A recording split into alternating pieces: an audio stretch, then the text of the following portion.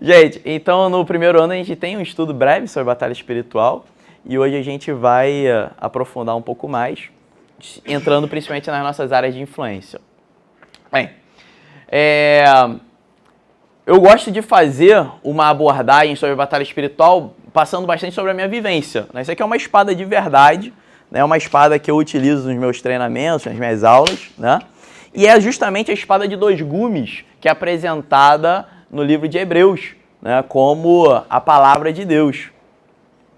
Eu trouxe para ilustrar o que a gente vai fazer aqui hoje.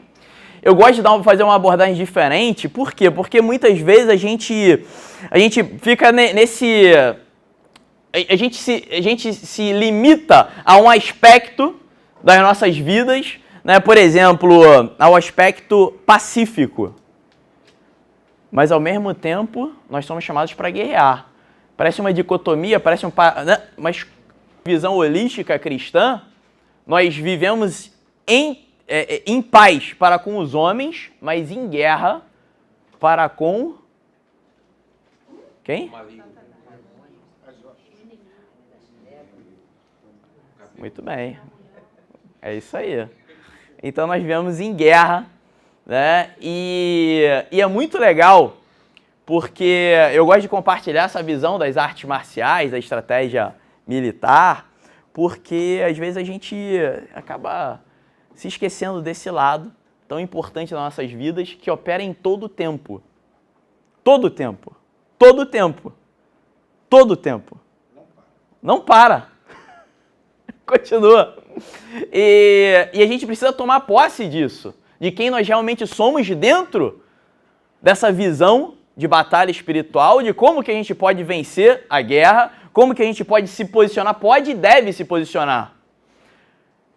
Porque quando nós vivemos em paz para com os homens, nós temos um determinado tipo de atitude. Uma atitude que busca compor conflitos. Olha só que interessante, compor conflitos significa resolver conflitos. Mas quando a gente vive a nossa realidade de guerreiros espirituais, no mundo espiritual, nós passamos a viver buscando conflito. Na direção da guerra. Na direção dessa batalha, na direção do seu oponente. Porque a igreja de Deus não deve recuar em face do inimigo, mas ao contrário. Então não estou aqui falando de batalha espiritual para que você aprenda a se proteger. Claro que proteção é muito importante na batalha. Mas eu quero que você saia daqui com a visão de guerreiro. A visão daquele homem e daquela mulher que está pronto para sair daqui para procurar onde que eu tenho que atuar nessa batalha. Onde que o inimigo está me esperando. Porque é lá que eu vou arregaçar as hostes espirituais desse mundo tenebroso. Amém? Amém. E aí, quando a gente fala de batalha, é importante citar, né, o segundo livro mais lido do mundo, só perde para a Bíblia, né? Sun Tzu. A arte da guerra, quando ele fala, se você conhece a si mesmo e ao seu adversário, vencerá todas as batalhas. É uma máxima do Sun Tzu que eu gosto muito. E Jesus fala muitas vezes, Jesus fala exatamente isso. Pequeis por não conhecer as Escrituras nem o poder de Deus. Nós falhamos, às vezes, em nossas batalhas, permitimos que o capeta nos desfira golpes. Por quê?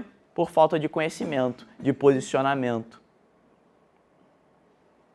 Então hoje a gente vai fazer uma viagem dentro desse conhecimento, né, do oponente, esse conhecimento de nós mesmos, do terreno. Né, quando você lê, quem já leu aqui a Arte da Guerra? Quando você lê a Arte da Guerra, você vai ver que logo no primeiro capítulo Sun Tzu diz que uma das principais análises que deve ser feita para o combate é a análise do terreno. Né? São um dos 5 pontos principais. Qual que é o terreno em que a gente luta hoje? Não é? Muito bem. Conhecendo o seu adversário. Então, eu sei que todos aqui estão carecas de saber, mas não custa nada. Hoje a gente vai falar sobre batalha espiritual de um sentido muito amplo, muito lato. Batalha espiritual envolve opressão maligna, maldição, envolve tentação, envolve muitos aspectos que são tratados através do sozo. E a gente vai falar de forma bem ampla, mas que a gente possa, no final das contas, né, no final desse estudo de hoje, direcionar as nossas vidas, ou nos direcionar dentro disso tudo. A origem do inimigo. Ezequiel diz assim: estiveste no Éden, jardim de Deus, de toda a pedra preciosa era a tua cobertura, sardônica, topázio, diamante, turquesa, ônix, jaspe, safira, carbúnculo, esmeralda e ouro. Em ti se faziam os teus tambores e os teus pífaros, no dia em que foste criado foram preparados. Tu eras o querubim ungido para cobrir, e te estabeleci no monte santo de Deus estavas. No meio das pedras afogueadas andavas. Perfeito eras nos teus caminhos desde o dia em que foste criado, até que se achou iniquidade em ti. Na multiplicação do teu comércio, aí ele faz, né, Ezequiel 28, de 13 a 18, faz uma referência ao reino de Tiro. Na multiplicação do teu comércio, encheram o teu interior de violência e pecaste. Por isso, te lancei profanado do monte de Deus e te fiz perecer, ó querubim cobridor, do meio das pedras afogueadas. Elevou-se o teu coração por causa da tua formosura, corrompeste a tua sabedoria por causa do teu resplendor. Por terra te lancei, diante dos reis te pus, para que olhem para ti. Pela multidão das tuas iniquidades, pela injustiça do teu comércio, profanaste os teus santuários. Eu, pois, fiz sair do meio de ti um fogo que te consumiu e te tornei em cinza sobre a terra, aos olhos de todos os que te veem. Pai, em nome de Jesus Cristo, Senhor Deus, eu tomo agora, Senhor Deus, tomo agora autoridade sobre esse lugar, em nome de Jesus, Pai. Não permito aqui, Senhor Deus, que nenhuma potestade maligna venha perturbar a mente dos irmãos aqui presentes, tanto a mente quanto o seu corpo, Senhor Espírito, Senhor Deus, e nisso tudo sua alma, Pai. Conecto cada vida aqui a Ti, para que nós todos possamos pensar, nos relacionar de acordo com a Tua mente, em nome de Jesus. Amém. Amados, então Ezequiel aqui, através da sua visão, está falando, né, de Satanás, né? Um anjo que foi criado, né, um anjo de luz, o maior sobre todos os anjos, que levava o louvor ao Senhor e que, pela vaidade, né, pela inveja, né, acabou caindo e foi jogado, né, na terra. E Isaías continua, então, esse relato. Como caíste desde o céu, ó estrela da manhã, filha da alva. Como foste cortado por terra, tu que debilitavas as nações. E tu dizer no teu coração, eu subirei ao céu, acima das estrelas de Deus, exaltarei o meu trono e no monte da congregação me assentarei aos lados do norte. Subirei sobre as alturas das nuvens e serei semelhante ao Altíssimo. E contudo, levado serás ao inferno, ao mais profundo do abismo. Então todos aqui conhecem muito bem, né, a história do capiroto, né, do Satanás, que como anjo de luz queria ser como Deus, ou maior até que Deus, e motivou um motim, né, nas ordens celestiais do Senhor. E Apocalipse 12, 3 e 4 diz: e viu-se outro sinal no céu, e eis que era um grande dragão vermelho que tinha 7 cabeças e 10 chifres, e sobre as suas cabeças 7 diademas. E a sua cauda levou após si a terça parte das estrelas do céu, e lançou-as sobre a terra. E o dragão parou diante da mulher que havia de dar à luz, para que, dando ela à luz, lhe tragasse o filho. Então está falando aqui de 1/3 dos anjos, né, que aceitaram, né, esse convite profano e se rebelaram contra o Senhor. E hoje, né, nós conhecemos bem aí as manifestações deles, muito engraçadas, caricatas, né? Cara, vão se manifestando, né, vão torcendo aí. Pois é. e vão enganando, vão aparecendo de forma caricata, de forma bonita, como anjo de luz, inclusive.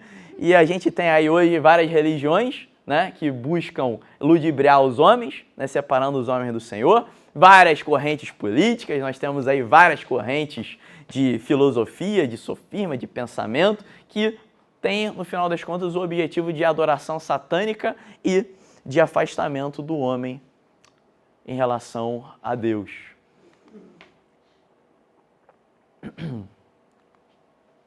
Pois é.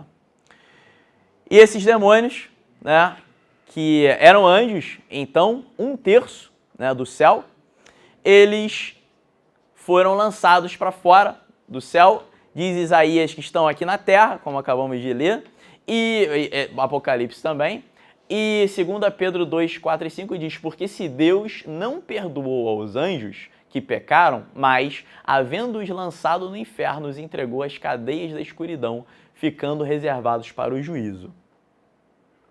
Esses diabos, né, esses demônios, eles têm 3 características principais. Eles se opõem a Deus em tudo que eles fazem, então é sempre buscando a glória para eles, é sempre buscando direcionar os seres humanos numa direção que os afasta de Deus.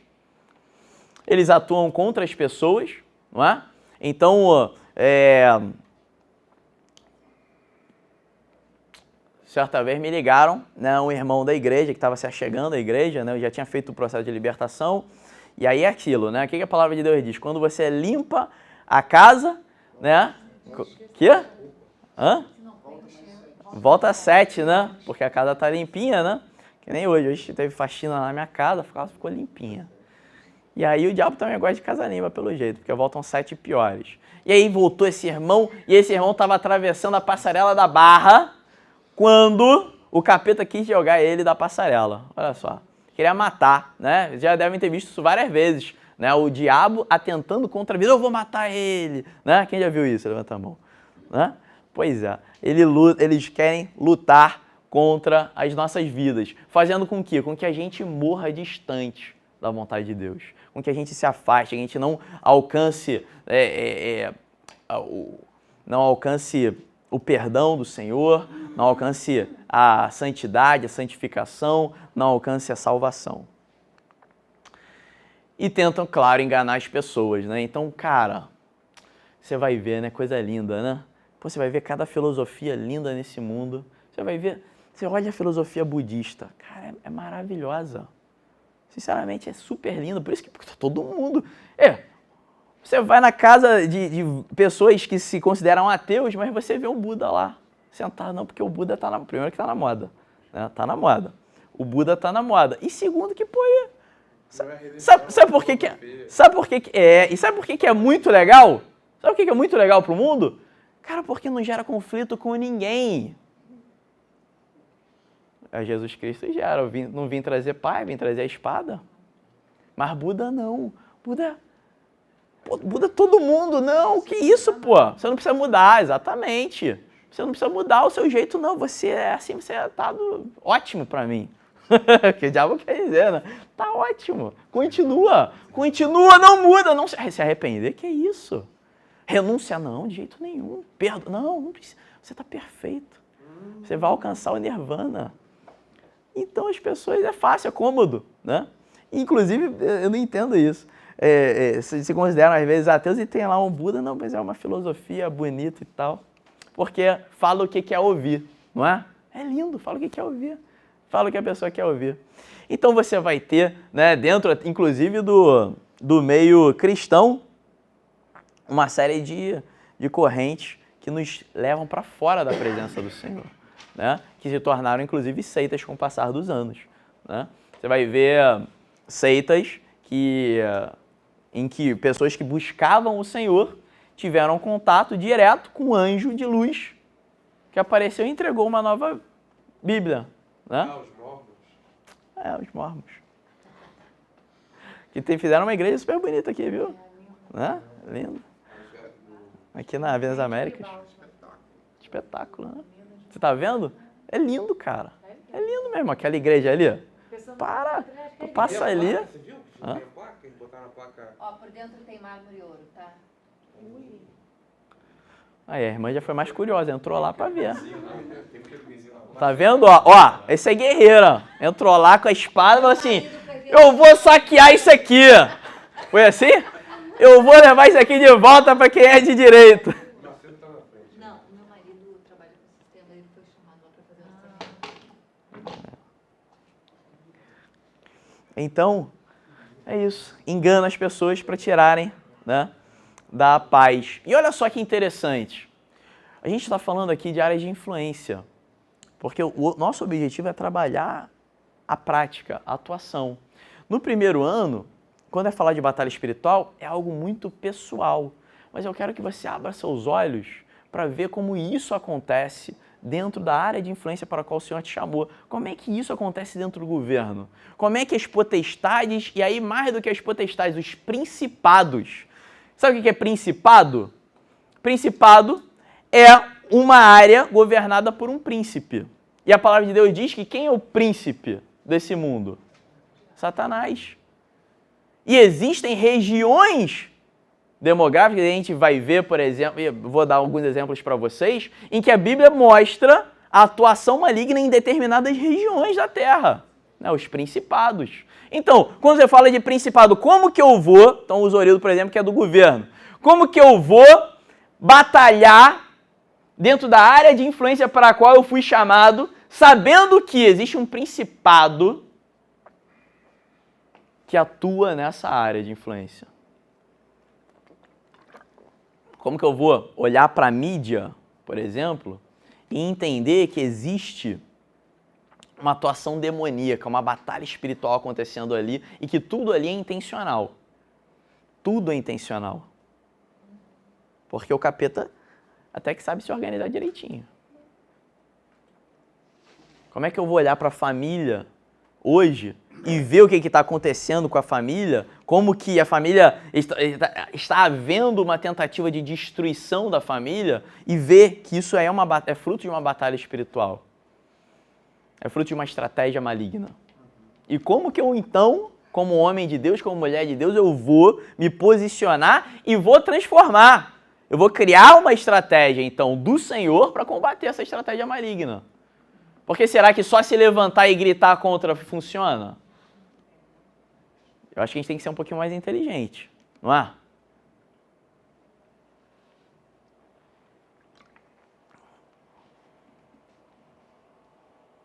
Então, Daniel, a gente vê aqui já uma atuação de um principado aqui em Daniel 10, versículo 10 a 14. Eu sei que está pequeno, eu vou ler para vocês, tá? Se vocês quiserem ler, abrir a Bíblia, Daniel, capítulo 10, versículo de 10 a 14.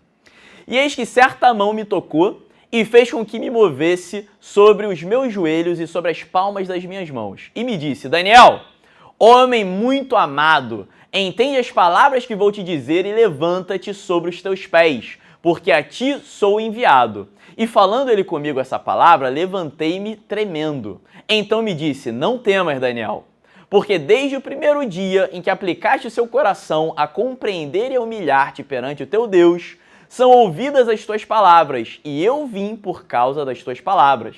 Mas o príncipe do reino da Pérsia, o principado, me resistiu 21 dias.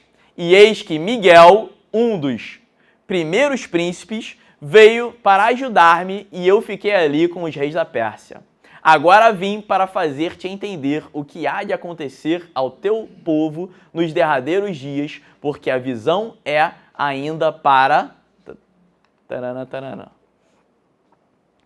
Principado. É uma atuação geográfica.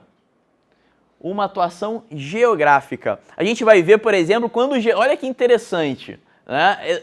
Eu não tenho a revelação completa dessa passagem, mas para mim fica claro que é uma atuação geográfica. Quando Jesus Cristo vai e expulsa o demônio do gadareno, do endemoniado gadareno, eles fazem uma petição para Jesus. Qual é a petição? Quem sabe? E não sair do país. Eles falam, Senhor, por favor, não nos tire deste país, geograficamente. Põe a gente dentro do porco, mas não nos tire desse país. E Jesus ouviu a oração dele. E Jesus ouviu. E matou os porcos. Né? Eu acho que ele não gostava muito de carne de porco. Não gostava. Não gostava, né? Como é que pode? Não comeu uma linguiça toscana. Bacon. Só pão e peixe. Levítico 17:7. E nunca mais oferecerão os seus sacrifícios aos demônios, após os quais eles se prostituem. Isso ser-lhes-á por estatuto perpétuo nas suas gerações. Então você vai ver que existe que os demônios, então, eles se opõem a Deus, eles atuam contra as pessoas, eles tentam enganar as pessoas, eles estão atuando, por exemplo, como contra Daniel ali, impedindo que uma resposta chegasse a ele, estão querendo impedir as nossas orações, estão querendo impedir os nossos projetos. Tem essa questão geográfica que a gente precisa aprender a lidar com isso, buscar do Senhor a autoridade para, no nome dele, se colocar contra essas potestades e principados. Lembrar que esses demônios eles vão se manifestar para receber os seus sacrifícios, sua adoração. Os demônios eles têm a prática de habitar os corpos, né? Então a gente via aqui, por exemplo, uma própria passagem do endemoniado gadareno, né? Eles buscam habitar até o corpo de porcos, né? Uma vez eu escutei um pastor falando assim: não, Bruno, eu não faço libertação quando tem cachorro passando por perto, porque o demônio vai e entra no cachorro e o cachorro quer me morder. Já deve ter acontecido. Eu nunca vi, mas pode ser, né? Entrando em porco, não vai entrar no cachorro? Né? Espiritual. É isso, a gente está vendo de uma forma lato para que a gente busque o discernimento específico. Vou trazer isso agora para um microcosmo. Eu estava na casa de um irmão que me recebeu fora do Brasil, fui ministrar em algumas igrejas, e eu estava na... Olha só que coisa louca, eu estava na casa desse irmão e eu acordei de noite, o armário abriu e eu vi o capeta lá dentro, 2 capetas, eram diferentes, cada um se manifestou de um jeito. Um era uma serpente, o outro era tipo um Zé Pilintra. Isso, fora do Brasil, não eram brasileiros, não era nada. E aí o senhor, né, falou comigo o que estava acontecendo ali, eu repreendi, pereré, vi os capetas fugindo e tal. E no dia seguinte fui conversar com ele. Falei assim: olha, irmão, eu tive essa visão essa noite. Cara, e era... Olha só que interessante, né? Como é que apareceu essa visão? Era algo saindo do armário, né? Algo que estava encoberto, estava guardado. E realmente tinha um grande pecado sendo escondido ali. Então o Senhor ele vai te dar a estratégia, a arma certa, como se posicionar de acordo com o ambiente que você estiver se movimentando espiritualmente. E é isso. Chegou, ai meu Deus, o diabo tá ali, calma aí. Lembra antigamente? Antigamente era assim, minha avó era católica, ela me ensinou: Bruno, quando você passar do lado da macumba, você pede licença. É verdade. É isso mesmo. É verdade, eu também. Mãe, minha irmã. Aí Eram ela 3 fazia Licença, pede licença. Antigamente. Dá licença 3 vezes. 3 vezes? Você não podia olhar pra macumba. Não pode, finge que não tá vendo. Hoje em dia é o quê? O que o Bruno fala pra você? Viu a macumba? Aliás, eu fazia isso mesmo. Você chutava? Eu chutava uma curva. Mas pedia licença antes? Você tem uma noção, cara. Quando eu estive no Chile, eu sofri uma pressão forte. Fui lá com propósito e lá foi no Natal. Fui pra lá com uma quadra, né? Então, irmãos, é claro que é brincadeira, né? Você está falando aqui de uma... A gente tem que respeitar, né? A gente está na rua, vai respeitar. Se é a via pública, a gente vai respeitar. Agora, o que está por trás disso? O que está por trás disso você não tem que respeitar. Olha só, esse aqui é o grande lance. O que está por trás disso? A gente tem um chamado do Senhor para pelejar. Pelejar. Então, todos nós vamos ter áreas de influência, vamos ter níveis de autoridade, por isso a gente tem que entender, buscar entendimento sobre a situação para saber como se comportar em cada lugar, em cada ambiente, em cada desafio ao qual nós somos expostos. Então, estão por trás dos ídolos. Pô, uma vez, incrível, entrei na casa, primeira vez que entrei na casa de um amigo meu, e eu, cara, senti uma pressão que era um negócio assim, me empurrava para baixo, né? E eu, Senhor, o que está acontecendo? Tem alguma coisa errada aqui. Aí o meu amigo, pô, vou ali no segundo andar pegar não sei o quê. Aí eu cheguei assim, Senhor, me mostra o que é. Aí eu fui andando, meu irmão, cara, fui andando. E aí entrei num quartinho, escondido no final da casa, sozinho.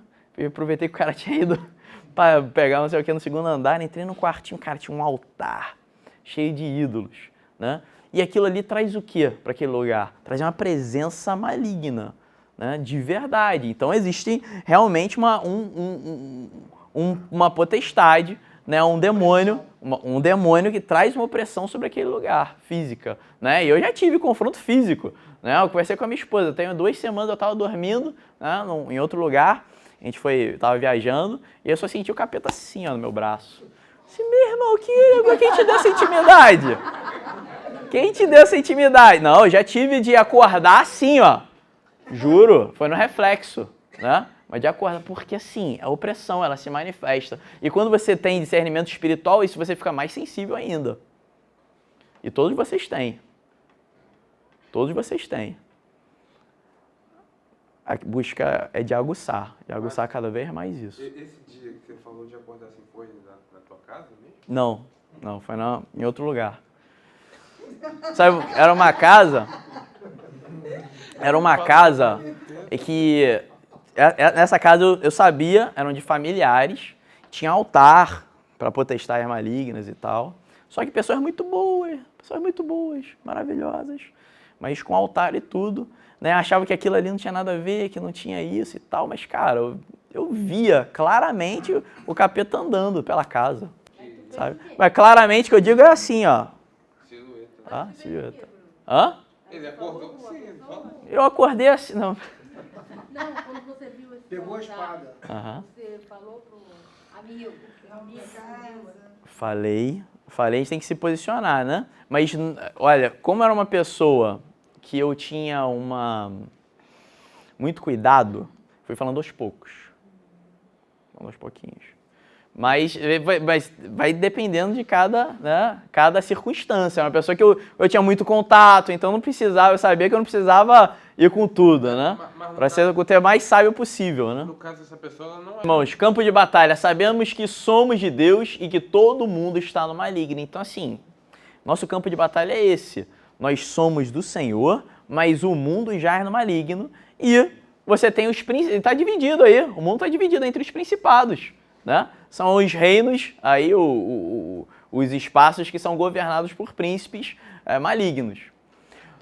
2 Coríntios 4,4 diz, nos quais o Deus deste século, Deus com D minúsculo, Deus desse século, cegou os entendimentos dos incrédulos para que lhes não resplandeça a luz do evangelho da glória de Cristo, que é a imagem de Deus. Então vamos trazer isso para o macro agora? A gente já falou muito de micro aqui, todo mundo aqui usou, né, os seus testemunhos aí para falar de como atua. Mas e no macro? Cara, como que a gente vai entrar nas áreas de influência sabendo que as pessoas estão cegas e que existe já uma autoridade maligna sobre essas áreas, atuando em diversas áreas, de diversas maneiras e nos seus respectivos departamentos aí. Como que a gente vai expandir o reino de Deus tendo esse discernimento espiritual? Olha, essas pessoas aqui, elas estão escrevendo jornais, nos levando a população ao afastamento da palavra do Senhor. Elas estão escrevendo os livros escolares, material didático, estão fazendo os programas de televisão. Essas pessoas estão cuidando dos bancos. Estão cegas, estão sendo manipuladas pelo Deus, D minúsculo, desse século. Como que a gente vai fazer para tomar posse desse governo, dessa família, da religião, da educação? Como? Mas se a gente amar sem a intenção de transformar, nada vai acontecer. Tem que ter uma estratégia.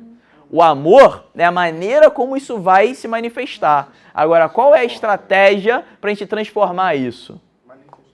Porque se eu só manifestar o amor, é isso, Buda. Pô, toma aí um Buda aqui. Ah, ótimo, não precisa mudar. Não, calma aí. Você vai amar, mas você quer transformar, não quer? Então como? Como? Mas, assim, eu só estou gerando reflexões, porque eu também não sei, né? Claro. Pô. Tamo junto aqui, né? Você achou que eu sabia? Muito bem. Efésios capítulo 1, versículo 18 a 23 diz assim: tendo iluminado os olhos do vosso entendimento para que saibais qual seja a esperança da sua vocação e quais as riquezas da glória da sua herança nos santos, e qual a sobreexcelente grandeza do seu poder sobre nós, os que cremos, segundo a operação da força do seu poder, que manifestou em Cristo, ressuscitando dentre os mortos e pondo à sua direita nos céus. Gente, ó, isso aqui é o nosso campo de batalha. Acima de todo o principado e poder e potestade, domínio e de todo nome que se nomeia, não só nesse século, mas também no vindouro, e sujeitou todas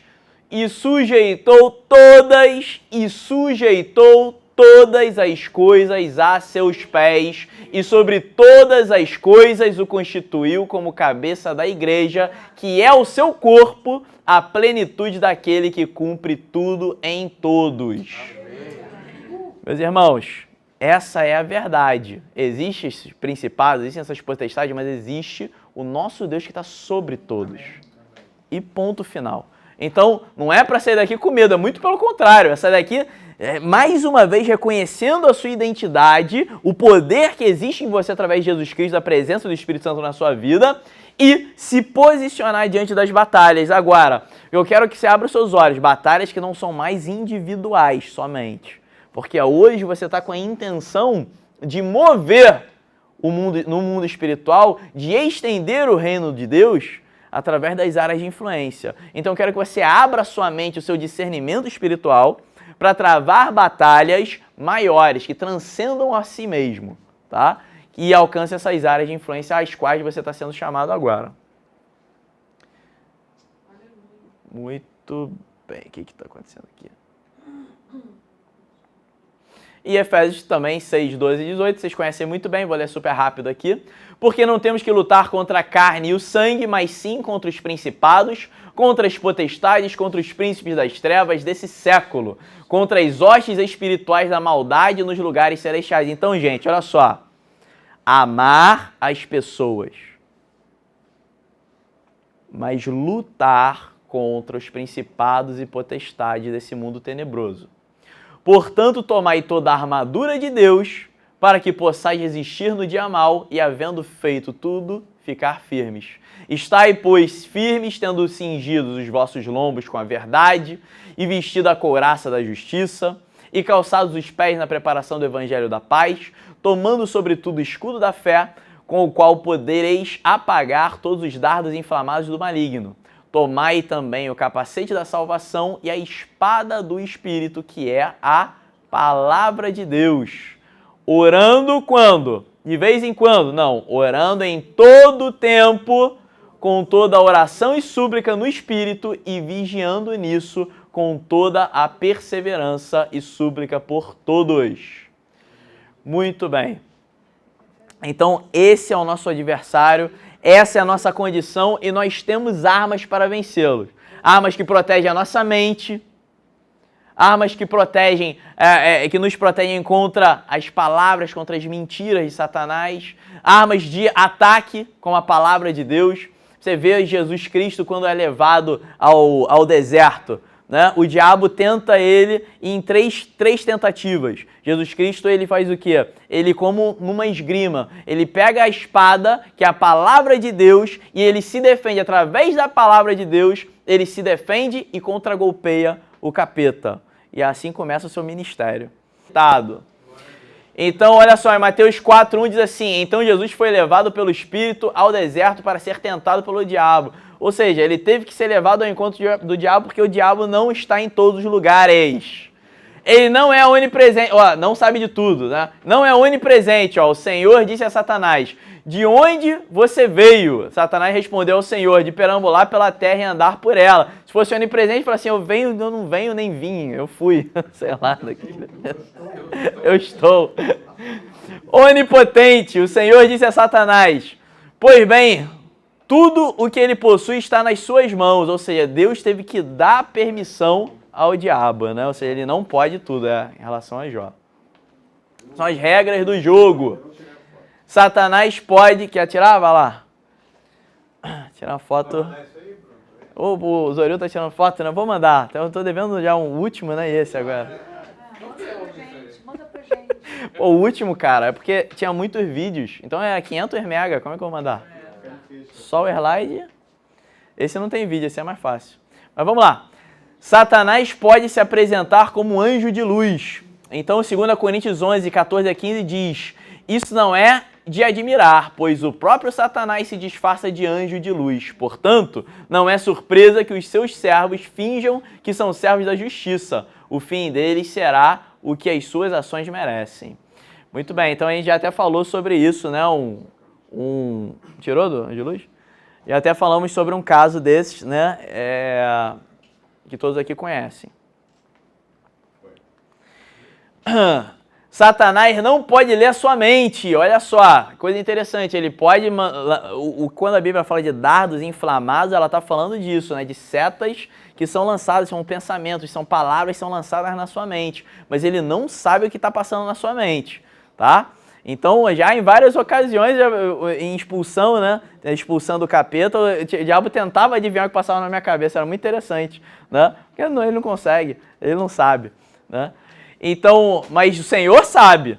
Porque olha só, em Mateus 6,6 diz: mas tu, quando orares, entra no teu aposento e fechando a tua porta, ora teu pai que está em secreto. E teu pai que vem em secreto te recompensará publicamente. Então, Deus conhece. Sonda-me, ó Deus, e conhece meu coração, prova-me, conhece os meus pensamentos. O Senhor sabe, o diabo não. Ele chuta, e chuta, hein? Olha que ele chuta, cara. Ele é muito ardiloso. Pois é. A sua principal arma é a mentira. Lembra? Oh, você não tem Espírito Santo, você não tem Espírito Santo. Ih, você não é de nada. Ih, você tá... mentiroso. Nos quais o Deus... já viu isso, né? Desse século cegou o entendimento dos incrédulos para que lhes não resplandeça a luz do Evangelho da glória de Cristo, que é a imagem de Deus. Ou seja, cegou para mentir. Disse então Pedro: Ananias, por que encheu Satanás o teu coração para que mentisse ao Espírito Santo e retivesses parte do preço da herdade? Né? Atos 5,3. Então a mentira é a arma que o diabo utiliza para nos afastar de Deus. Para que a gente continue dando mais poder a ele do que ele realmente tem, ou então para que a gente subestime ele, né? Muitos acham que o diabo nem existe. Olha só, ele é malandrão, né? Para uns o diabo é muito poderoso, para outros o diabo nem existe. Ele está ganhando dos dois lados, né? Muito bem. Agora a gente vai falar sobre o conhecer a si mesmo. Agora, quem nós somos? Vamos falar da nossa identidade e qual é o nosso treinamento. Antes, eu queria fazer um adendo aqui. O Fernando falou assim para mim: Bruno, realmente a arma mais importante é o amor. Fala aí, Fernando, conta essa história, rapidinho. E então, como é que a gente se treina, então, para ter esse amor todo aí, para ficar 2 horas ouvindo Lero Lero, né? Pô, com certeza. Claro, estratégia, é isso aí. Isso, é isso aí. Muito bem. Eu tive um mendigo que estava bêbado. Entendeu? Eu falei com ele, dei a palavra para ele, ele veio pedir dinheiro, eu não dei, mas não tem não, mas eu posso orar para as postas. Eu orei por ele, ele aceitou Jesus, mudou o cheiro dele, não tinha mais o cheiro da cachaça, amém. E correu para a irmã, que era cristã, da Assembleia, para dizer que ela tinha aceitado Jesus. Amém. Aí eu dei R$5 para ele pegar o ônibus. Essa semana mesmo, eu fui estacionar o carro lá no Leblon, e tava o cara, assim, cabisbaixo, o cara do como é que é? Do Vaga Certa lá. Aí o cara tava assim, cara, eu atrasado, né? Caramba. Vamos lá. Tá tudo bem, meu irmão? Aí ele, pô, tô com uma dor aqui que vem de cima, vem de... Pô, mas era uma dor que passei o corpo inteiro. Eu falei, nossa. Aí eu, tá carregado. Posso orar por você? Ele, pô, minha mãe também é crente, pode orar. Aí eu orei por ele, e aí? Não, pô, tô aliviado. Aí eu falei assim, eu vou ali dar uma aula, quando eu voltar eu quero saber de você. Aí quando eu tô voltando, tá o irmão do outro lado da rua. Ô, varão! Fui curado, varão! O cara já era íntimo, já, varão! Ele chegou pra mim, vou voltar pra igreja, varão! Amém, glória a Deus. Amém. Então, meus irmãos, olha só, como é que a gente treina? Então, são 5 passos aqui. Fundamento. Né?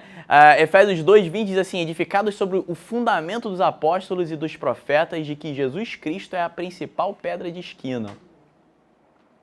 Então, assim, Jesus Cristo é o centro das nossas vidas. Para a gente viver viver e ser vitorioso nessa batalha espiritual que acontece dentro das nossas casas, acontece dentro de nós mesmos, na nossa mente, acontece nas nossas áreas de influência, se a gente perder o foco que é Cristo Jesus, esse fundamento, a pedra de esquina, aí que a gente já perdeu a guerra. Por isso, deixando os rudimentos da doutrina de Cristo, prossigamos até a perfeição, não lançando de novo o fundamento do arrependimento de obras mortas e de fé em Deus, da doutrina dos batismos, da imposição de mãos, da ressurreição dos mortos, juízo eterno. E isso faremos, se Deus permitir. Hebreus 6:1-3, lembrando que a gente está sempre buscando mais. Mas a base, o fundamento que o Senhor passou para a gente precisa continuar vivo em nossas vidas. Isso para que a gente possa ter a vitória nas batalhas espirituais. 2. Equilíbrio, temperança. Aqui você vai se identificar. Lembra quando a gente viu os generais de Cristo? Lembra os generais de Deus? Você viu que a maioria deles morreu por quê? Falta de equilíbrio, de temperança. Então morreram por estafa, morreram porque não se cuidaram, morreram porque viam a missão deles, né, e acabavam esquecendo do outro lado. A gente viu o John D. Lake, por exemplo, que foi para a África e a esposa dele que morreu.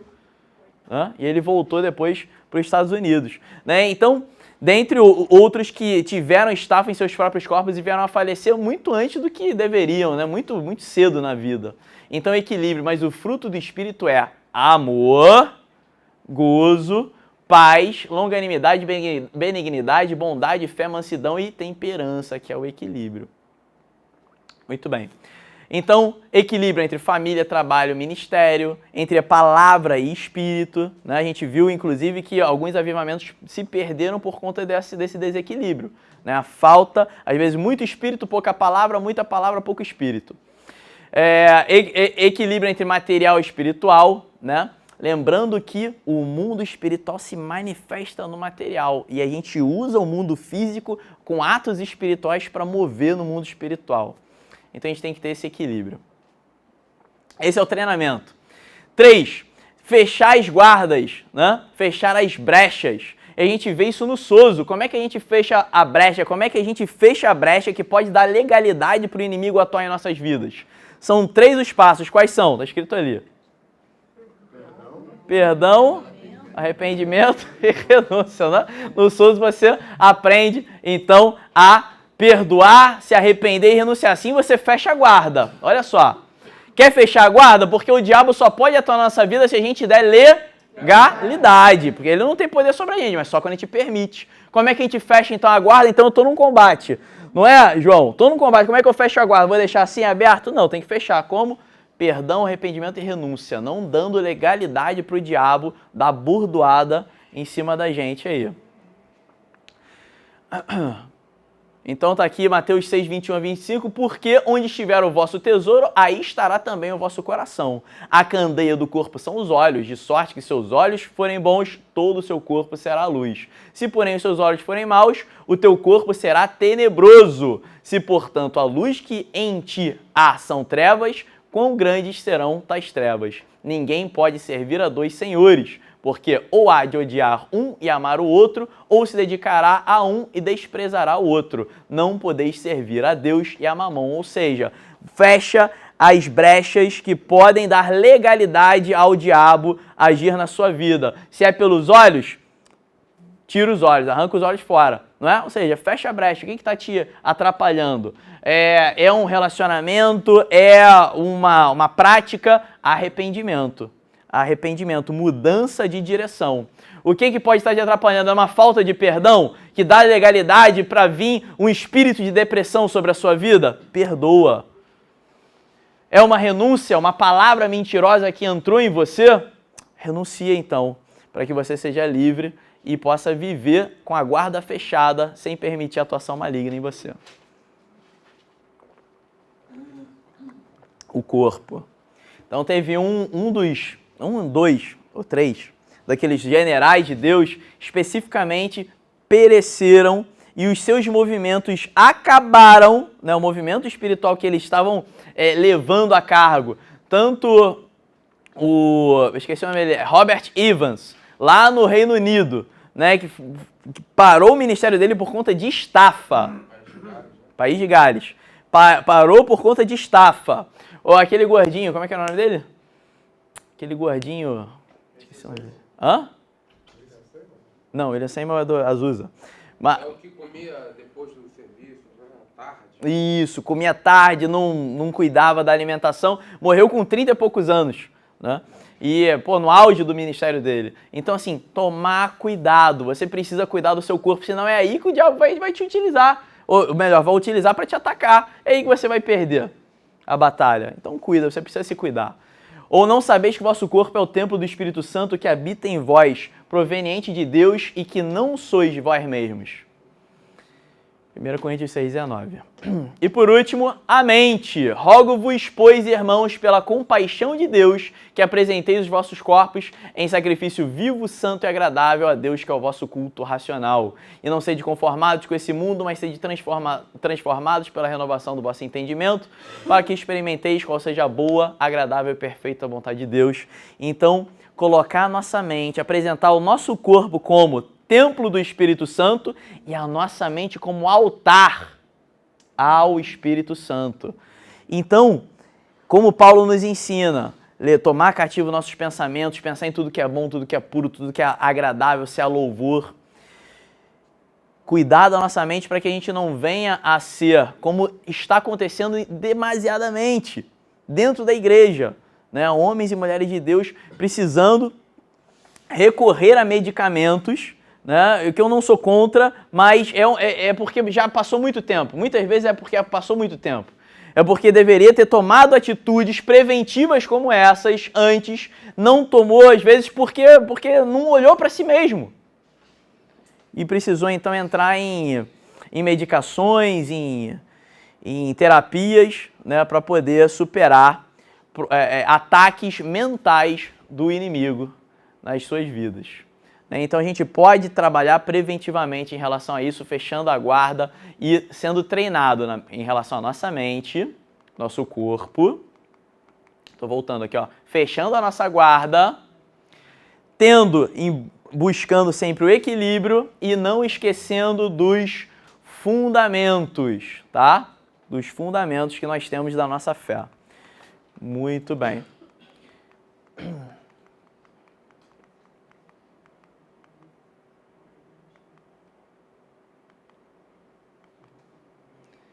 Muito bem. Aprendendo a se defender e atacar. A defesa, tomando sobretudo o escudo da fé, com o qual podereis apagar todos os dardos inflamados do maligno. Efésios 6,16. Diz que Paulo, quando escreveu, Efésios é um estudo, né, uma teoria, Paulo, quando escreveu Efésios 6, ele se inspirou, né, nos oficiais romanos, porque ele vivia preso, né? Ele vivia preso e ele vivia vivia em contato com esses oficiais. E o escudo da fé, por que olha só, o escudo pode apagar o dardo maligno? Porque parece que o escudo romano, ele tinha uma capa de couro e essa capa era encharcada, para que quando soltassem, atacassem as flechas, né, com uma flecha, como é que fala? Flamejante, né, inflamada, ela caía no escudo e era apagada. E muitas vezes o soldado podia pegar aquela flecha e revidar.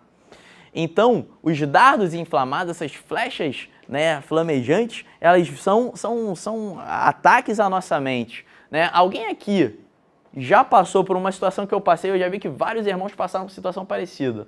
Às vezes você está dirigindo e um pensamento na sua mente vem e fala assim, bate com o carro, joga o carro na... Quem já foi? Levanta o braço aí. Não esse exatamente, mas Parecido com esse. Porque Hã? vai acontecer um acidente, o carro vai capotar. Então, assim, isso é dardo inflamável do inimigo. Porque, pô, isso não tem nada a ver, isso não é teu, isso não vem de você, né? Isso é maluquice. Então você precisa, maluquice é exemplo para o mundo, né? Mas a gente sabe que existe uma batalha espiritual. Então, o escudo da fé, né? A gente vai repreender, a gente vai levar o nosso pensamento a Cristo, vai discernir o que está acontecendo através da nossa fé e vai superar uma situação boba, aparentemente boba como essa. Mas imagina se isso é recorrente. Imagina se essa pessoa não tem esse escudo da fé. O que vai acontecer com ela? Não é? Vai pular de uma ponte. Possivelmente vai jogar o seu carro numa ribanceira, o que for. De sorte que a fé é pelo ouvir e ouvir da palavra de Deus. Então a gente precisa estar sempre se alimentando. Né? E nem sempre é pensamento, né? Pode ser pessoas ou circunstâncias. Né? Sim, verdade. Sua defesa deve ser tão forte que ao se defender você está atacando. Então olha só, quando Jesus Cristo foi se defender, né, dos ataques malignos, ele estava se defendendo e contra-atacando o diabo, colocando a palavra de Deus para refutar as alegações malignas. Então, quando você sofre uma retaliação maligna, né, você deve, na verdade, utilizar aquilo ali contra o próprio capeta. Aproveitar aquela oportunidade de combate e atacar. Atacar. Através da sua oração, através do seu jejum, através do seu posicionamento, dos seus conselhos, das suas palavras, atos proféticos. Aprendendo a se defender. O ataque. Tomai também o capacete da salvação e a espada do Espírito, que é a palavra de Deus. Porque a palavra de Deus é viva e eficaz e mais penetrante do que espada alguma de dois gumes e penetra até a divisão da alma e do espírito e das juntas e medulas e é apta para discernir os pensamentos e intenções do coração. Então é isso aqui, né? Então, buscar a palavra do Senhor e se... É como se você estivesse treinando realmente, né? Esgrima, né? Isso aqui é uma espada chinesa, né? Então é esgrima chinesa. Por exemplo, você buscar a palavra do Senhor no seu cotidiano, no seu dia a dia, né, meditar sobre ela, trazer ela para a sua vida, é como se você estivesse cada dia mais se tornando mais hábil no manejar da espada, na esgrima. Para quê? Para que o oponente se manifestando à sua frente, você consiga, então, desafiá-lo, consiga lutar, consiga realmente se defender. Essa aqui é a espada de dois gumes, ela corta dos dois lados. Não, a daga não, a daga é pequena. Essa daga segura com duas mãos. Não, a daga é pequena, a daga é uma espécie de punhal. Qual o tamanho dela? Essa aqui? 1 metro? Essa tem 1 metro, mais ou menos.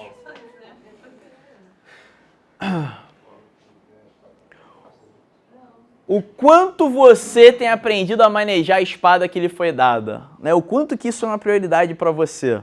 Às vezes eu me pego, isso acontece comigo, né? Porque a gente, né, tá sempre buscando, né? Eu sei que vocês também passam por isso, talvez não dessa maneira como eu, erroneamente faço. Mas às vezes eu me pego lendo mais livros sobre a Bíblia do que a Bíblia. Isso não pode acontecer. E eu me cobro disso bastante, né? Porque você está sempre buscando, pô, aquele autor tal escreveu isso, olha que interessante e tal. Mas a Bíblia é o principal, é o nosso grande fundamento, é a nossa espada, ponto final, né? Então, o quanto que você tem aprendido a manejar essa espada. A espada é uma arma de defesa e ataque de Jesus no deserto, né? Estejam na sua garganta os altos louvores de Deus e espada de 2 fios nas suas mãos. Essa espada é de 2 fios. Então, louvando o Senhor, ao mesmo tempo pronto para atacar. Armas específicas, isso é muito importante. Só falar sobre armas específicas, você fala. Armas específicas. Um ditado Shaolin, olha só que legal. Não temo os 1000 chutes que você treinou por uma só vez. Eu temo um chute que você tenha treinado por 1000 vezes. Olha só, não adianta nada. Você vem aqui, ó, você tem esse soco, tem esse soco, tem esse soco, tem esse chute, e você treina uma vez só, não adianta você não ficar bom em nada. Agora, uma coisa só, um golpe só que você treinou 1000 vezes, nesse golpe você ficou bom. Aí. O pior que tem. Isso é no olho, muito bem. Então, assim, o que você tem vivido? O que você tem treinado? O que você tem desenvolvido como uma arma numa batalha espiritual? O que você tem desenvolvido? Se eu te perguntar e você falar nada, porque a uns são dados tantos talentos, e você pega esse talento e tem que multiplicar esse talento. O que você tem desenvolvido para uma batalha, para a sua batalha espiritual, para o seu chamado, para a sua vocação específica? Então, olha só. Quais são as armas que Deus te deu para agredir o capeta? É dar bufetada na cara. É o louvor, oração, dons espirituais. Quais são os dons espirituais que você tem usado nessa batalha espiritual? Habilidades especiais. Quais são as habilidades que você tem desenvolvido? Habilidades fora dons espirituais, como por exemplo, saber cozinhar uma sopa gostosa para você fazer o evangelismo. Né? Qual a habilidade que você tem? Eu tenho a habilidade de falar em público, eu tenho a habilidade de consertar, de criar coisas, de marcenaria, não sei. Qual a habilidade que você tem utilizado em prol do reino de Deus? Qual o seu chamado, a sua vocação? Qual é? Qual o seu chamado, qual a sua vocação? Porque você precisa saber, olha só, Deus tem para você uma área de influência, Deus tem para você uma batalha. Qual é a sua batalha? Qual é a sua batalha? Qual? Aí não sei ainda, mas tem que saber. Tem que saber, ué, como é que você vai saber? Eu não sou eu que vou te falar. Porque o Espírito Santo está onde? Está passeando por aí, daí está dentro de você. Ele vai te dar a direção, agora você precisa perguntar. Ah, sim, uma vez eu conversando com um rapaz, ele falou assim, Bruno, eu não acredito em Deus. Aí eu falei assim, você não acredita em Deus? Ele falou assim, não, eu não sei se eu acredito em Deus. Aí eu perguntei para ele, mas você já procurou saber de Deus? Ele, não. Eu falei assim, então você tem que procurar, meu irmão. Você quer saber se Deus existe, se Deus não existe? Tem que procurar saber, pô. Então é a mesma coisa, você tem um chamado, meu chamado, um dia vai vir um profeta e vai falar para mim, mas o Espírito Santo hoje está em todos. Não tem mais um profeta só. O Espírito Santo está falando com todo mundo aqui. Agora, profecias vão ser confirmadas, julgadas, né, através dos irmãos. Mas Deus está falando contigo. Então você precisa saber, para você destruir o diabo com cada vez mais eficácia, você tem que trabalhar em cima do seu chamado, em cima da sua vocação. Então como é que está sendo? Você tem dom de intercessão, você tem sido chamado para interceder, até porque todos nós somos, né? Todos nós somos. Uns têm mais dom do que outros, mas todos nós somos. Você tem serviço, você tem servido, você tem esperado o serviço chegar até você. Aí você não está batendo no capeta. Sabedoria, como é que você tem manifestado isso? Irmãos bons de briga, assim, chamar pessoas para estarem junto com você em batalhas espirituais, para estarem junto com você pelejando. Mestres, você tem procurado aconselhamento? Tem um ditado que eu gosto muito, é que só um discípulo pode gerar um outro discípulo, ou seja, só um discípulo pode se tornar um mestre que venha fazer um discípulo. Então não me venha falar de cristão lobo solitário. Cristão lobo solitário não pode. Você precisa ver, Deus te colocou numa comunidade, você precisa aprender e você precisa ensinar. Você precisa agir e viver assim. Um grupo, né, que veio fazer um trabalho aqui muito legal, e era um psiquiatra que trabalha num hospital para pastores na Alemanha. Os pastores são pessoas muitas vezes extremamente solitárias, porque acabam se distanciando, vivendo sozinhos, criando o seu mundo à parte, não podem compartilhar. A gente precisa ter uma mentalidade, como o irmão está falando, uma mentalidade aberta de vulnerabilidade de corpo, onde um se permite ser tratado pelo outro. Então os pastores precisam ter, seus grupos de pastores precisam estar caminhando juntos, como diz a palavra de Deus. Fala, irmão, você queria falar? Muito bem. Sujeitai-vos, pois, a Deus, resisti ao diabo e ele fugirá de vós. Pronto. Pô, tem que ficar com medo. Não tem que ficar com medo, ele foge de você. Então, como se posicionar durante a guerra? Posicionamento firme. Portanto, irmãos, procurai fazer cada vez mais firme a vossa vocação e eleição, porque fazendo isso nunca mais tropeçareis. 2 Pedro 1, 10. Então tá na hora, gente, de imprensar o inimigo no córner. Então tá na hora de você parar de ficar titubeando. É ser firme, prensar o inimigo no córner e ó, pá, pá. Firme. É ser firme, é ser intencional, é saber o que você está fazendo, cara. Para onde você vai? Qual é a sua vocação? Além de ser chamado por Cristo para viver, né, como filho de Deus. Qual é a sua vocação? Qual é o seu chamado dentro disso tudo? Né? Imprensar o inimigo de forma firme. E sob pressão, tá? Debaixo da pressão, que nós demonstramos quem realmente somos, quem você é. É na hora da batalha que você vai mostrar quem você é. Quem você é de verdade. Quem você é de verdade. Porque quando tá tudo bom, né? Às vezes a gente usa máscara, usa capa. Agora, quando as coisas estão apertando, quem você aparece, tá? Tá na hora de se ficar confortável nesses momentos. Ficar confortável nesses momentos de luta e partir para cima. Foco. Lembra que a gente falou aqui? Lembra, Teco, de o olhar holístico? Né? Pois isso também é muito importante. Porventura fixarás os teus olhos naquilo que não é nada, porque certamente criará asas e voará ao céu como a águia. Então, é ver o todo, né? É um foco não no problema, mas na solução. Então, às vezes parece diferente, né? Foco e visão holística, né? Uma coisa pode aparentemente parecer, mas é onde manter o seu foco. É ver o todo. Então, como se posicionar durante uma batalha? Você olhar e falar assim, meu Deus, tudo isso está acontecendo comigo, só acontece comigo coisa ruim. Tá vendo, Teco? A dificuldade é sempre em cima de mim. Ou você fala assim, é isso aí. Aí o diabo está tentando se levantar, né? Tá porque eu tô agindo. Porque, olha só, muitas vezes a gente acha que quando a batalha espiritual aperta, a gente está com algum problema. Mas muitas vezes a batalha espiritual aperta, a gente está no caminho certo. Amém. E o diabo está querendo te impedir. Então fala assim, ai meu Deus, o problema. Não olha o problema, olha a solução que está atrás do problema para a qual você está caminhando. Amém. Então está na hora de focar na solução. Caminhar, enfrentar a batalha e vencer, porque a vitória já é sua, em nome de Jesus Cristo, amém? Distância, olha que incrível isso aqui. Você tem que, num combate, manter uma distância em que você pode golpear o seu oponente e seu oponente não pode te golpear. É isso que você tem, não é não, João? É assim que você tem que manter a sua distância, né? Assim falando assim, teoricamente pode parecer um pouco abstrato, mas no combate se faz muito presente. E como é que isso acontece, né? Olha só que Jesus fala, né? Não peço que os tires do mundo, mas que os livres do mal.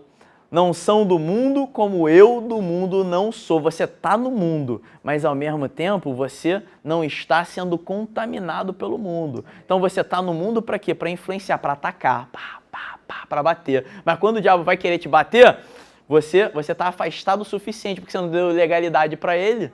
Você não deu legalidade para ele, então você tem a distância para bater, mas não para apanhar. Isso é sabedoria. Isso aí é vivência de combate, tá? Isso aí é viver no mundo, mas não se contaminando com o mundo. Ou seja, livres do mal. Amém? Amém. É assim que a gente se posiciona. Tá acabando.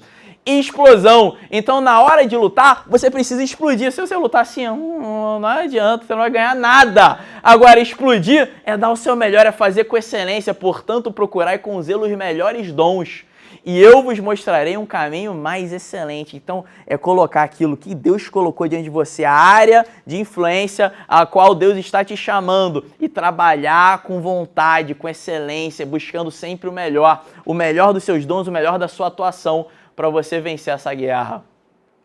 E por último, quase por último, relaxar. Mas relaxar, calma aí, como é que eu vou relaxar num combate? Então, olha só, quando você relaxa, você consegue se utilizar de toda a sua energia e habilidade. Sabia que para você dar um soco rápido, você tem que relaxar. Se você estiver todo duro e tenso, o soco não sai nem rápido nem forte. Agora, quando você bate com com o relaxamento necessário da sua musculatura, você consegue dar o seu melhor. Da mesma forma você. Você quando se coloca, por exemplo, numa sessão de libertação, quando você vai buscar aconselhar uma pessoa que está precisando de um conselho, você vai intervir nas obras das trevas. Você tem que estar relaxado e confiante para você dar o seu melhor. Já foi fazer alguma apresentação, já, Janice, e você estava tensa? E aí, às vezes, você tinha que falar alguma coisa, mas você esqueceu o que você tinha que falar, porque você estava nervosa, né? Então, relaxar. Relaxar é fluir com naturalidade. Não estejais inquietos por coisa alguma. Antes as vossas petições sejam em tudo conhecidas diante de Deus, pela oração e súplica com ação de graça. Então, relaxa, para que a paz que excede todo entendimento possa se manifestar na sua vida.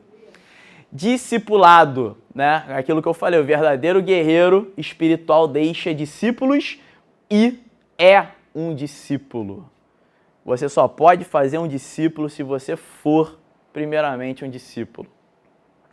Então é importante passar por essa vida deixando, né, sendo um discípulo e deixando esses ensinamentos para aqueles que estão ao seu redor.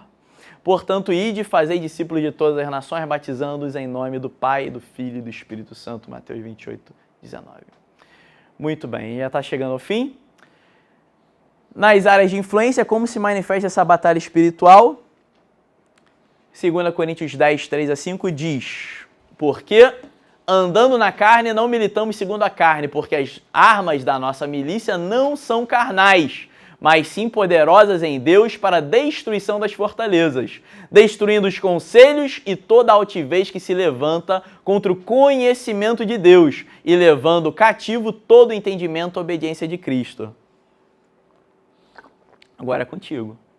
Como é que você vai fazer isso? Né? Como é que você vai fazer isso, Janice? Tem que perguntar para Deus, André. Como é que você vai fazer isso? Você tem que entrar na área de influência e reconhecer que na sua área de influência existem uma série de fortalezas, uma série de conselhos, de manifestação de altivez, que se levantam contra o conhecimento de Deus. E a gente tem que quebrar tudo isso, destruir. Destruir a destruição. Como é que eu vi esse meme aí. O que é isso? A ex-presidenta Dilma falou essa semana. Bolsonaro está destruindo a destruição. Eu chamei o que ele está fazendo, né? Destruindo a destruição. Destruiu tudo. Então tem que destruir essa destruição aí, pronto. Gente, não tem jeito. Aqui, ó. Os conselhos e toda altivez que se levanta contra o conhecimento de Deus. É isso que você vai encontrar na sua área de influência. São essas as potestades, assim que as potestades e os principados estão atuando, né? Levando as pessoas contra o conhecimento de Deus. Quero compartilhar aqui para a gente finalizar 3 princípios da batalha espiritual. Esses princípios eles são elencados pelo Chris Volaton, né, que é um profeta lá de Betel. Ele elenca nesse livro aqui, Spirit Wars. Quem quiser ler é muito interessante. É um livro bacana sobre... não sei. Aí é só pesquisar. Eu acho que tem sim. Agora está quase tudo traduzido deles. Spirit Wars, do Chris Volaton. Então, uma coisa importante. O inimigo não tem poder sobre nós, a não ser que entreguemos a ele. Então, como é que a gente fecha essas portas? Perdão, arrependimento e renúncia. Amém?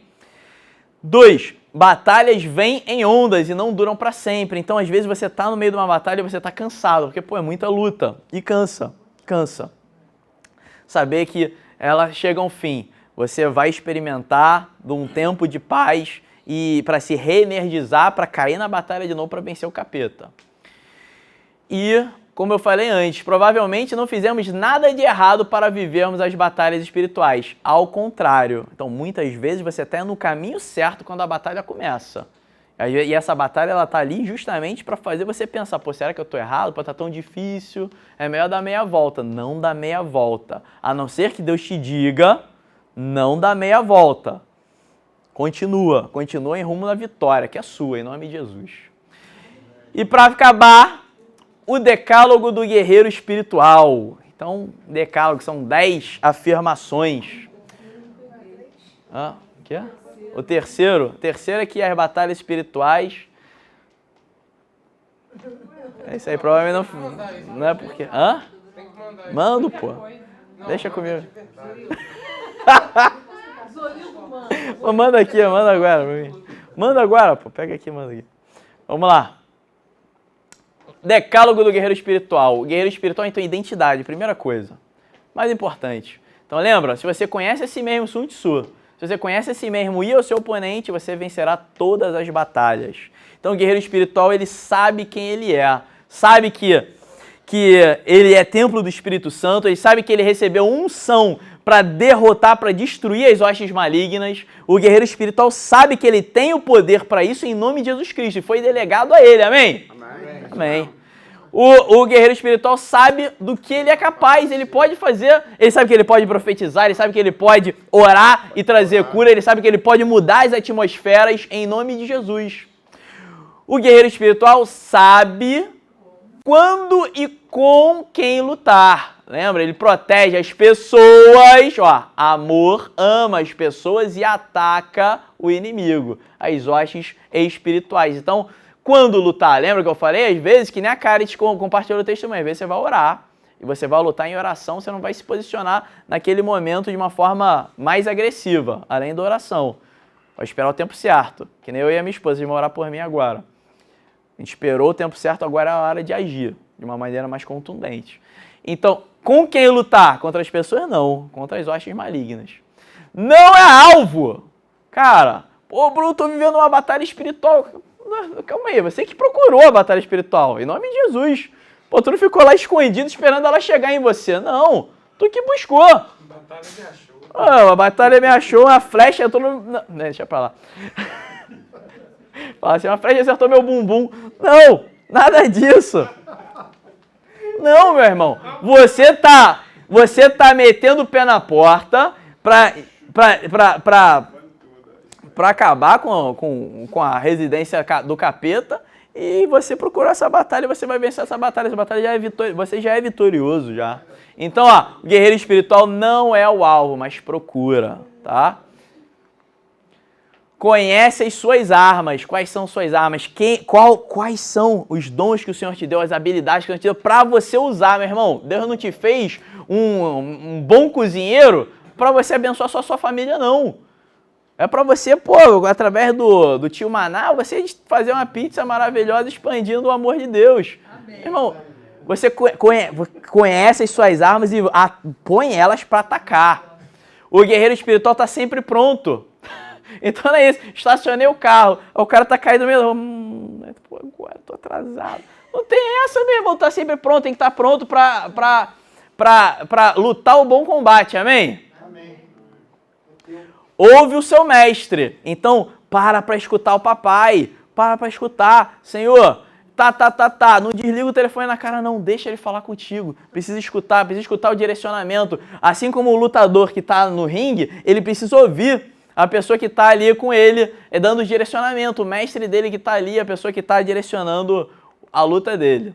Só luta para vencer. Cara, a tua luta é vitória. Amém? Ninguém joga toalha. Não. Está sempre em busca de aperfeiçoamento. Então, buscar sempre... Lembra? Sei que nada sei aqui, né? Então falei aqui, aquela brincadeira com Sócrates, né? Falecido Sócrates. Fiz aquela brincadeira, mas a gente tem que buscar isso sempre, saber mais. Falecido. Buscar sempre mais e age sempre intencionalmente. Então, meu irmão, Ele falou ali, ficou 2 horas conversando com ela. 2 horas conversando, né, orando por ela, aprendeu a fazer as mandíbulas. Tá com o corpo fechado, Fernando? Passar para os irmãos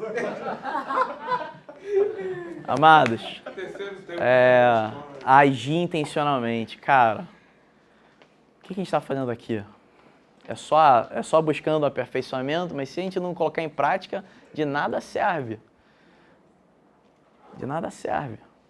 Então, intencionalmente, os dons que o Senhor te deu, as pessoas com as quais Ele te colocou para o relacionamento, o seu ministério, a sua igreja, seu trabalho, sua profissão, sua casa, sua família, intencionalmente. Amém? Amém? Amém.